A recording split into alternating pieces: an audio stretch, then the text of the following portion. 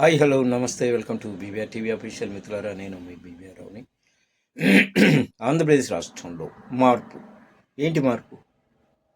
ఎందుకు మార్పు? ఎక్కడ మార్పు? ఏం చేస్తున్నారు మీరు? ఒక పని చెప్పండి, ప్రజల కోసం ఇది చేశాము అని మీ గుండెలు మీద చేసుకుని. అబద్ధాలు, పొద్దున్న లేస్తే అబద్ధాలు అబద్ధాలు అబద్ధాలు. ఇందుకైనా గెలిపించుకుంది. దావోస్ వెళ్ళారు, ఒక దమ్మిడి తెచ్చారా? తెచ్చుంటే ఏది చెప్పండి.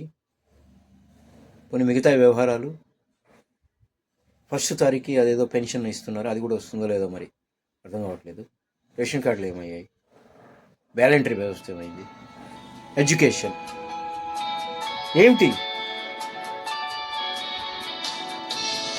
మెడికల్ కాలేజీలు మూసేశారు, వాటిని చట్టుబండలు చేస్తున్నారు. అసలు ఏంటి, ఏం చేయదలుచుకున్నారు? రాష్ట్రాన్ని ఒక లడ్డు అని పట్టుకొని సంవత్సరాలుగా నడిపిస్తున్నారు మీరు. ఏమైనా అంటే కేసులు అవి ఇవి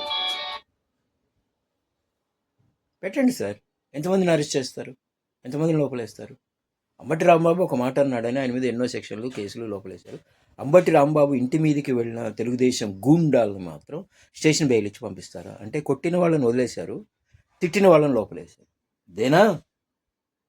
ఎంతమంది తిట్టలేదండి? చెప్పుతో కొడతా అని కొడకల్లారా అని ఒక పెద్ద మనిషి, కడ్రాయని మీద కూర్చోబెడుతున్నా కొడక అని ఒక పెద్ద మనిషి, నీ అమ్మ మొగుడా అని ఇంకొక పెద్ద మనిషి. మరి వీళ్ళందరి మీద కేసులు పెట్టలేదు ఆ రోజు జగన్? మానవత్వం ఉన్న వ్యక్తి, ఆవేశంలో నోరు జారి ఉంటారు, ఎందుకు వీళ్ళతో వదిలేసిన వ్యక్తి అతను.